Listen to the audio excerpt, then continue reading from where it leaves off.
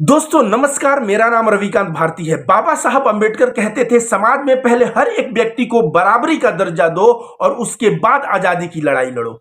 इससे तमाम लोग कहते हैं बाबा साहब अंबेडकर गलत थे, लेकिन बाबा साहब अंबेडकर बिल्कुल सही थे। और बाबा साहब का जवाब सुनिए इन नफरतबाजों को। दोस्तों आप सभी को बता दें, कांग्रेस का 8वां अधिवेशन 1892 में चल रहा था। उस वक्त जो है WC बनर्जी कांग्रेस का प्रेसिडेंट भाषण देते हुए कहता है, क्या हम भारत पर राज करने के लिए इसलिए फिट नहीं है क्योंकि हम अपने विधवाओं की फिर से शादी नहीं करते? क्या हम भारत में राज करने के लिए इसलिए फिट नहीं है क्योंकि हम अपने बच्चियों को जल्दी शादी कर देते हैं? क्या हम भारत पे राज करने के लिए इसलिए फिट नहीं है क्योंकि हम अपने बहन बेटियों और बच्चियों को घर से बाहर दोस्तों के यहाँ लेके नहीं जाते? फिर उन्होंने क्या हम भारत पे राज करने के लिए इसलिए फिट नहीं है क्योंकि हम अपने बच्चियों को, अपने बेटियों को ऑक्सफोर्ड और कैम्ब्रिज जैसे यूनिवर्सिटी में नहीं भेजते? वो बोले कि मैं बिल्कुल ही इस चीज को नहीं मानता कि सामाजिक सुधार पहले पहले करो और उसके बाद जो है राज में आओ। ये कहते थे कि इससे कोई लेना देना नहीं, हमें राज में आना चाहिए।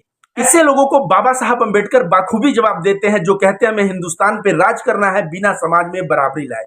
बाबा साहब अंबेडकर कहते हैं कि पेशवा के राज में महाराष्ट्र नामक स्टेट में जो अछूत हैं उनको सड़कों पे चलने से मना कर दिया गया है, पब्लिक सड़क पे। क्यों? क्योंकि वो चलेंगे तो उनके परछाई से कोई हिंदू के ऊपर अगर परछाई पड़ेगी तो अपवित्र हो जाएगा। इसके वजह से उन लोगों को सड़क पे चलने से रोक दिया गया। इसके बाद कहते हैं कि अछूतों को काला धागा रिस्ट में और काला धागा गर्दन पे बांधने की हिदायत दी गई कि तुम्हें बांध के ही बाहर आना है, ताकि रोड पे तुम्हें या कहीं पे भी लोग तुम्हें दूर से पहचान ले और वे तुम्हारे परछाई से बच सके और वे अपवित्र बाय मिस्टेक न हो सके। बताइए, इसके बाद कहते हैं बाबा साहब अंबेडकर कि पेशवा की राजधानी पुणे में दलितों को जो उनका कमर होता था, कमर पे झाड़ू बांध दिया जाता था ताकि जब वो चले तो उनके पद चिन्ह उस झाड़ू से मिटता चले, क्योंकि उस पद चिन्ह पे अगर कोई हिंदू आके पैर रख देगा तो अपवित्र हो जाएगा। इसके आगे वो कहते हैं कि पुणे में अर्थ का पोट मतलब घड़ा जो है गर्दन पे ऐसे बांध दिया जाता है ताकि थूके तो उसी में थूके, नहीं तो उसका थूक अगर जमीन पे पड़ेगा तो बाद में अगर कोई हिंदू आके उस पे पैर रख दिया तो वह हिंदू अपवित्र हो गया। इस तरह का भेदभाव जब जमाने में है तो बाबा साहब अंबेडकर कहते हैं ये तो पुरानी बातें हो गई, मैं अब बात कर रहा हूं नई बातें कि अब समाज में क्या हो रहा है। बलाइज नामक एक अछूत प्रजाति रहती थी मध्य प्रदेश के इंदौर में, और वहां के कलोटास, ब्राह्मण, क्षत्रिय, पटेल और पटवारी मिलके उनके ऊपर 8 नियम थोपते हैं और कहते हैं इस गांव में रहना है तो तुम्हें 8 नियम मानना पड़ेगा और नहीं तो दफा हो जाना पड़ेगा इस गांव से। और यह किसी एक गांव की बात नहीं थी, यह इंदौर जिले के लगभग 15 गांव की बात थी। बिचौली हबसी, बिचौली मर्दाना और कनरिया, ऐसे 15 गांव थे। यह इंदौर जिला इंदौर राज्य में पड़ते थे। 8 नियम जो बलाई के ऊपर थोपा गया, देखिए वो नियम क्या थे। पहला नियम था कि तुम जो है पगड़ी पहनते हो उसमें सोने के कलर का जो बॉर्डर रहता है, ऐसा पगड़ी तुम नहीं पहनोगे। दूसरा, तुम फैंसी धोती, कलरफुल धोती पहन के समाज में नहीं घूमोगे, फैंसी धोती और कलरफुल धोती पहनना बंद। तीसरा, घर में अगर हिंदू के घर में किसी की मृत्यु हो जाए तो उसका रिश्तेदार चाहे कितना भी दूर रहता हो, उसके सारे रिश्तेदारों तक तुम खबर पहुंचाओगे कि इनके घर मौत हो गई। चौथा, बलाइस जब हिंदू की शादी निकलेगी तो बारात के दौरान बजाएगा म्यूजिक, और जब शादी हो रहा होगा तब जो है म्यूजिक बजाएगा। पांचवा, बलाई की औरत सोने चांदी की कोई गहना, कोई आभूषण नहीं पहनेगी, और बलाई की औरत कोई भी फैंसी साड़ी और जैकेट नहीं पहनेगी। छठवां, बलाई की औरत जब भी किसी हिंदू के घर बच्चा पैदा होगा तो उस बच्चा पैदा होने के प्रोसेस में वहां हाजिर रहेगी। सातवां, इसके बदले में बलाइज लोगों को कोई पैसा रुपया नहीं मिलेगा, उनको कोई डिमांड नहीं करना है, हिंदू जो अपने स्वेच्छा से दे दे उसी को सब कुछ मान लेना है। आठवां, अगर यह सारा टर्म्स एंड कंडीशन मंजूर नहीं है तो इस गांव से दफा हो जाओ। बलाइज ने मानने से इनकार कर दिया। इसके बाद सुनिए बलाइज के साथ क्या अत्याचार हुआ। उनको कुएं से पानी भरने देना मना कर दिया गया कि तुम कुएं से पानी नहीं भर सकते, बलाइस के जो जानवर ये लोग जब चराने निकलते थे तो इनको मारा पीटा जाता था और उनके जानवरों को चराने पे रोक हो गई, उनके जानवर पतले होके मरने की स्थिति में आ गए। बलाइस को कहा गया कि तुम जो है हिंदुओं के खेत से होके अपने खेत में नहीं जाओगे। मतलब बहुत सारे बलाई ऐसे थे जिनका खेत चारों तरफ से हिंदुओं के खेत से घिरा हुआ था।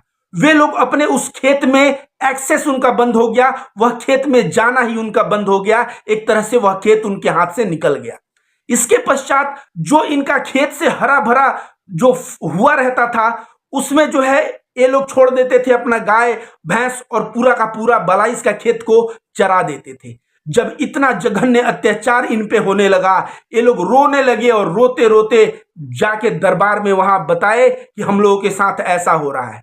लेकिन दरबार ने सुनवाई करने में समय लगा दिया। कहा जाता है ना, जस्टिस डिले जस्टिस डिनाइड। न्याय में देरी हुआ और यह सभी इतने प्रताड़ित होने लगे कि वे उस जगह को छोड़ने पे मजबूर हुए।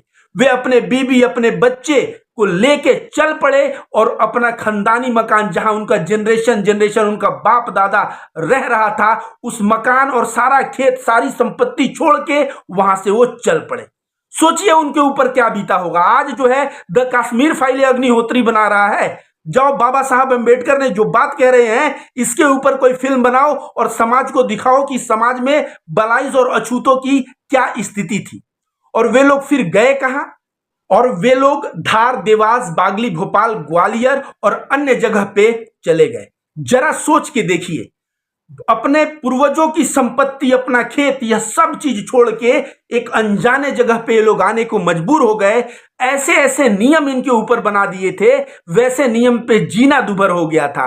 तो इन लोगों ने भी नियम नहीं माना, लेकिन जब प्रताड़ना झेलनी पड़ी तो अपने वाइफ और बच्चों को लेके चल पड़े। बाबा साहब अम्बेडकर कहते हैं बलाइज वाली घटना यह बहुत पुरानी नहीं, यह 4 जनवरी 1928 के टाइम्स ऑफ इंडिया में निकला था। ये सब तो छोड़िए, बाबा साहब अम्बेडकर कहते हैं कि पिछले वर्ष कविता गुजरात में जो जगह है वहां पे अनटचेबल्स के बेटे को कहा गया कि सरकारी पब्लिक स्कूल में तुम मत भेजो, लेकिन वे लोग अड़ गए कि नहीं मेरा बेटा पढ़ेगा, इसको शिक्षा का अधिकार है। और यह अड़ने के लिए अपने शिक्षा का बेसिक अधिकार मांगने के लिए उनको क्या क्या प्रताड़ना नहीं झेलनी पड़ी। इसके बाद बाबा साहब अम्बेडकर कहते हैं कि अहमदाबाद का जानू एक जगह है और वहां पे कुछ महिलाएं मेटल पॉट्स मतलब धातु के जो घड़ा होता है उसमें पानी लाती हैं। और जब पता चलता है वहां के हिंदुओं को तो वे लोग पहुंच जाते हैं और उन महिलाओं को बहुत बुरी तरह से प्रताड़ित करते हैं और यह कहते हुए कि तुम्हारी हिम्मत कैसे हुई कि तुम धातु के जो है मटके में पानी ला रही हो, ये हमारे डिग्निटी के खिलाफ है। तो बताइए, इस तरह का अत्याचार बाबा साहब मेंटेन कर रहे हैं। और यह कब हुआ? यह 1935 की घटना, ये मेटल पॉट वाली घटना है। के बाद की घटना बाबा साहब अम्बेडकर बताते हैं कि यह जयपुर के चकवारा नामक जगह की यह घटना है, जहां पे एक अछूत परिवार के घर के कुछ बुजुर्ग लोग तीर्थ यात्रा से लौट के आते हैं। तो वे लोग अपने जो अछूत समाज है उनको सोचते हैं कि अच्छा डिनर करवाएं, एक पार्टी देते हैं और डिनर पार्टी पे अच्छा खाना परोसने का प्रयास करते हैं। उस वक्त जब घी परोसा जाने लगा, यह बात जैसे ही पता चला, सैकड़ों हिंदू लाठी लेके आके और इन सबको मारने लगे। यह खाना परोसा हुआ घी छोड़ के ये सब लोग खाना तो छोड़िए, अपने जान बचाने के लिए सब लोग भाग पड़े। तो बाबा साहब अम्बेडकर यह बताते हुए बताते हैं कि कारण क्या बताया? कारण बताया कि घी एक लग्जरी आइटम है और घी जो है वो लोग खा रहे हैं हमारे डिग्निटी के खिलाफ है, और जो घी परोस रहा है वह भी मूर्ख है, और जो लोग घी टेस्ट कर रहे हैं वे लोग भी मूर्ख हैं। बताइए, इस तरह की घटना है, कब की घटना है? 1 अप्रैल 1936। इस तरह की घटना का जिक्र करते हुए बाबा साहब अम्बेडकर उन लोगों को जवाब देना चाहते हैं जो कहते हैं कि समाज में बराबरी नहीं चाहिए लेकिन हमें राज करने का अधिकार चाहिए, उनको जबरदस्त लताड़ते हैं। बाबा साहब अम्बेडकर सारे हिंदुत्ववादी लोगों को और मिस्टर बनर्जी को जवाब देते हुए कहते हैं, वो कहते हैं कि मैं अब पूछना चाहूंगा, क्या तुम हिंदुस्तान पे राज करने के लिए फिट हो जब तुम दलित के बेटे को पब्लिक स्कूल में नहीं जाने दे रहे हो? क्या तुम हिंदुस्तान पे राज करने के लिए फिट हो जब तुम दलित को पब्लिक स्ट्रीट पे तुम घूमने नहीं दे रहे हो? क्या तुम हिंदुस्तान पे राज करने के लिए फिट हो जब तुम दलित को पब्लिक कुएं से पानी भरने की इजाजत नहीं दे रहे हो? क्या तुम हिंदुस्तान पे राज करने के लिए फिट हो, जब तुम दलितों को उनके मन का कपड़ा, उनके वाइफ को गहना पहनने के अधिकार से वंचित कर रहे हो? उसके बाद कहते हैं, मैं पूछना चाहूंगा कि क्या तुम लोग राज करने के लिए फिट हो, जब तुम जो बंदा अपने मन का खाना खा रहा है, घी जैसे खाने को खाने से रोक दे रहे हो? क्या तुम लोग सही मायने में राज करने के लिए फिट हो? ये अपने अंतरात्मा से पूछ के बताओ। ऐसा जो है बाबा साहब अंबेडकर स्पीच देते हुए इन हिंदूवादी लोगों की काफी धुलाई कर देते हैं। साहब अंबेडकर कहते हैं, अपने अंतरात्मा से पूछोगे तो कोई भी सेंसिबल आदमी यह जवाब नहीं दे सकता कि हाँ मैं राज करने के लिए फिट हूं ऐसा करते हैं। वो कहते हैं, जब तुम लोग कहते हो कि जॉन स्टुअर्ट मिल की बात कि एक देश दूसरे देश पे राज करने के लिए नहीं बना है, तो बाबा साहब अंबेडकर कहते हैं एक जाति दूसरे जाति पे राज करने के लिए कैसे बना है। उसके बाद बाबा साहब अंबेडकर कहते हैं, थैंक गॉड कि यहाँ दलित जो है ना इतना विरोध नहीं कर रहा है। आयरलैंड चले जाओ, आयरलैंड में जब मेजोरिटी माइनॉरिटी पे बहुत ज्यादा अत्याचार किया था, और जब वहां पे हुआ कि अब राज बनेगा, तो मेजोरिटी ने पूछा हम माइनॉरिटी से कि तुम्हें हम सारा सुरक्षा देंगे और तुम लोग जो बोलो वो नियम बनाएंगे और तुम लोग हमारे राज में रहो। वहां का माइनॉरिटी बोला हम तुम्हारे राज में ही नहीं रहेंगे। बाबा साहब अंबेडकर बताते हैं ओवरऑल उनका मैसेज क्या है कि समाज में सबसे पहले बराबरी चाहिए और तब जो है राज करने की बात करनी चाहिए। वो कहते हैं कि अरब में मोहम्मद साहब आए और मोहम्मद साहब अरब के समाज को नैतिकता से भर दिए, एक सामाजिक परिवर्तन हुआ, तब जाके वहां पे जो भी खलीफा बने और जो लोग भी राज किए वहां पे अच्छा शासन चल पाया। वो कहते हैं यूरोप की राजनीति अगर देखना है तो वहां लूथर नामक एक व्यक्ति वहां समाज में सुधार किया और उसके बाद यूरोप की भी दशा बदली। वो कहते हैं अमेरिका की जो आजादी मिली, अमेरिका की आजादी भी नैतिकता पे मिली। जब धार्मिक नैतिकता वहां आया, अमेरिका आजाद हुआ, तो अमेरिका फिर उन्हीं मूल्यों पे चल के आगे समृद्ध देश बना। वो कहते हैं ब्रिटेन में भी जो है नैतिकतावादी चीजें जब आई समाज में, तो फिर जो है ब्रिटेन में भी बहुत बड़ा बदलाव देखने को मिला राजनीतिक तौर पे। वह कहते हैं कि गुरु नानक जब सिख राज था, सिख राज के पहले गुरु नानक आए और कुछ नैतिकता दिए और उनके नैतिक मूल्यों पे चल के जब सिख अंपायर की स्थापना हुई तो उनका राज अच्छा से चला।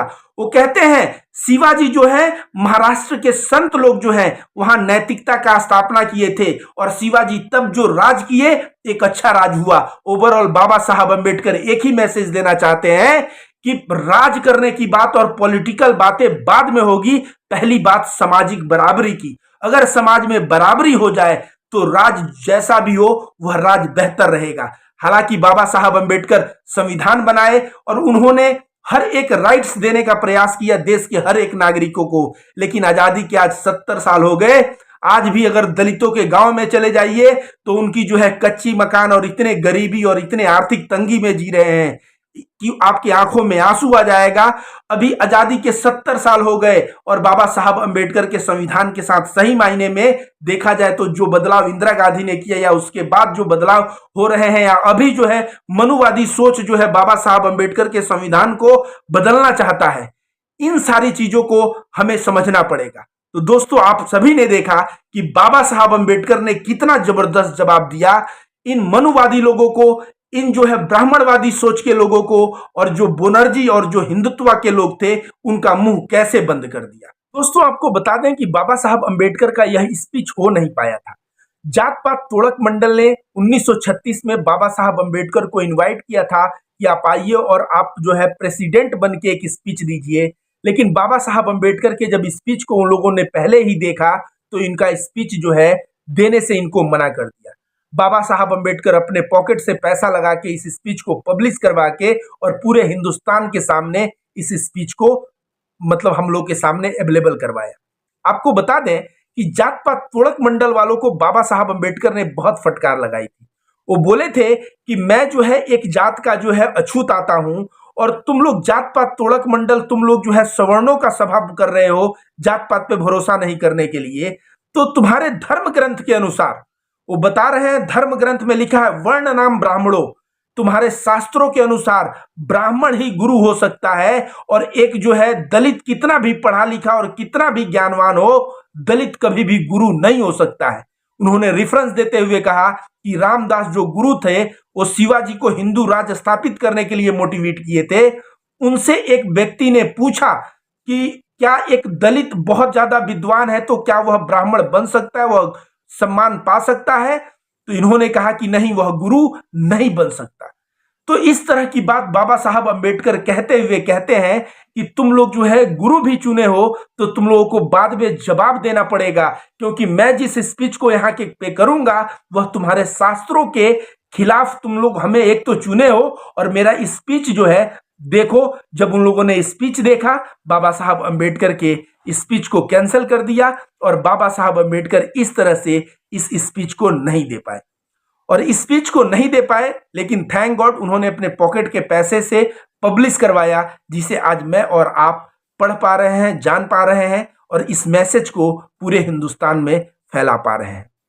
धन्यवाद।